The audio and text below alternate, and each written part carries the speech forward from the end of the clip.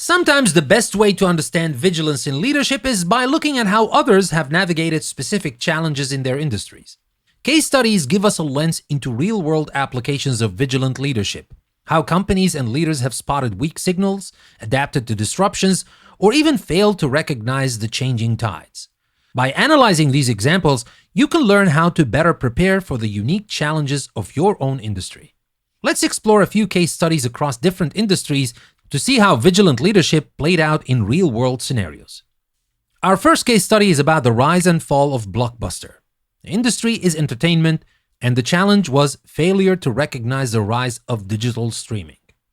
At its peak, Blockbuster was a household name with over 9,000 stores worldwide. The company dominated the video rental market for decades. However, they missed a critical weak signal: the shift toward digital streaming. In the early 2000s, Netflix approached Blockbuster with a proposal to partner and build out a digital rental service. Blockbuster declined, doubling down on its brick-and-mortar strategy. Netflix, meanwhile, continued to innovate in the digital space, eventually moving into streaming. The rest is history. Blockbuster went bankrupt, while Netflix became a global powerhouse. Now, the lesson here for vigilant leaders is Blockbuster's downfall shows the danger of being too focused on the current business model and not paying attention to industry shifts. Vigilant leaders need to keep an eye on emerging technologies, even if they don't seem like an immediate threat. The future often belongs to those who can see beyond the present. And now let's move on to our next case study: IBM's shift to services. The industry here is technology, and the challenge is adapting to the decline of hardware manufacturing. IBM, once the world's largest PC manufacturer, faced a critical decision in the early 2000s. The hardware market was becoming increasingly commoditized, and profit margins were shrinking. Instead of clinging to their legacy business, IBM's leadership sensed a shift in the industry towards software and services. In 2005, IBM sold its PC division to Lenovo and shifted its focus to IT services, consulting, and cloud computing.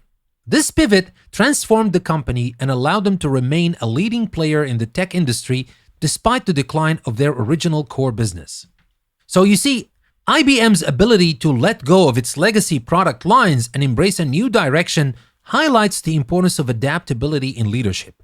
When industries shift, vigilant leaders must be willing to make bold decisions, even if it means leaving behind the business models that once brought them success. And now let's move on to another case study. Let's talk about Zara and fast fashion. And the industry here is retail. The challenge is staying ahead of fashion trends in a rapidly changing market. Zara, which is a global fashion retailer, revolutionized the clothing industry by mastering the art of fast fashion. While many traditional retailers work on long product development cycles, releasing collections seasonally, Zara developed a supply chain model that allowed them to move from design to store shelves in just a few weeks. By constantly scanning fashion trends and customer preferences, Zara is able to adapt quickly to changes in the market. Their strategy of producing smaller batches and replenishing stock based on real-time data keeps their inventory fresh and aligned with customer demand. So we can see here that Zara's success demonstrates the power of agility and responsiveness. Vigilant leaders in any industry need to keep a pulse on real-time data and be willing to make quick adjustments based on shifting consumer preferences or market conditions. And now let's move on to another case study. This one is about Tesla and the electric vehicle revolution. We're talking about the automotive industry. The challenge here is disrupting an established industry with new technology. The automotive industry was dominated by internal combustion engine or ICE vehicles for over a century. Many automakers viewed electric vehicles or EVs as a distant future rather than an immediate priority. However, Tesla's leadership recognized early weak signals: rising environmental concerns, advancements in battery technology, and government incentives for clean energy, and acted swiftly.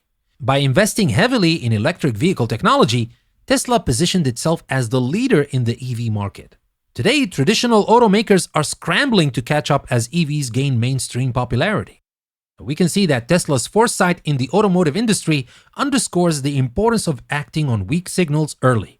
Even if a shift seems far off, leaders who move early have the opportunity to dominate the market while competitors play catch-up. And now let's move on to our next case study, Kodak and the digital photography shift. Well, this is the photography industry we're talking about, and the challenge is ignoring the potential of digital photography. Kodak, once the undisputed leader in film photography, failed to embrace the shift to digital photography. Despite having developed the first digital camera in the 1970s, the company was so focused on protecting its film business that it didn't recognize the weak signals pointing to a digital revolution. By the time they realized the shift was inevitable, they had lost their competitive edge. And here, Kodak's failure to adapt to digital photography highlights the danger of being too attached to an existing business model.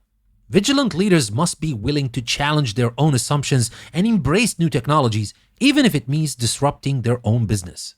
And now let's move on to the last case study we're going to talk about, the airline industry and the low-cost carrier model. Now we're talking about the aviation industry here, and the challenge is adapting to a new competitive model. The traditional airline industry was once dominated by full-service carriers, but the rise of low-cost carriers or LCCs like Southwest Airlines and Ryanair disrupted the market. These airlines offered no-frills service at significantly lower prices, attracting a large customer base and forcing traditional airlines to rethink their strategies. Many full-service airlines initially dismissed LCCs as inferior competitors. However, the low-cost model quickly gained market share, and those who didn't adapt, like Pan Am and TWA, eventually went out of business. Other airlines like Delta and British Airways responded by launching their own low-cost subsidiaries or restructuring their operations to stay competitive. So we can see here, the rise of low-cost carriers demonstrates the importance of being open to new business models, even if they seem counterintuitive at first. Vigilant leaders should always be evaluating competitive models and considering whether they need to adjust their own strategies to stay relevant. Now, case studies offer valuable insights, but the key to applying them in your own leadership is to ask the right questions. What trends in my industry might disrupt my business model?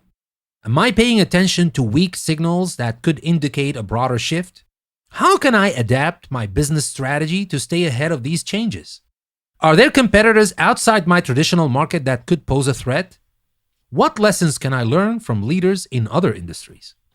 By reflecting on these questions, you can start to think about how the lessons from these case studies apply to your own organization.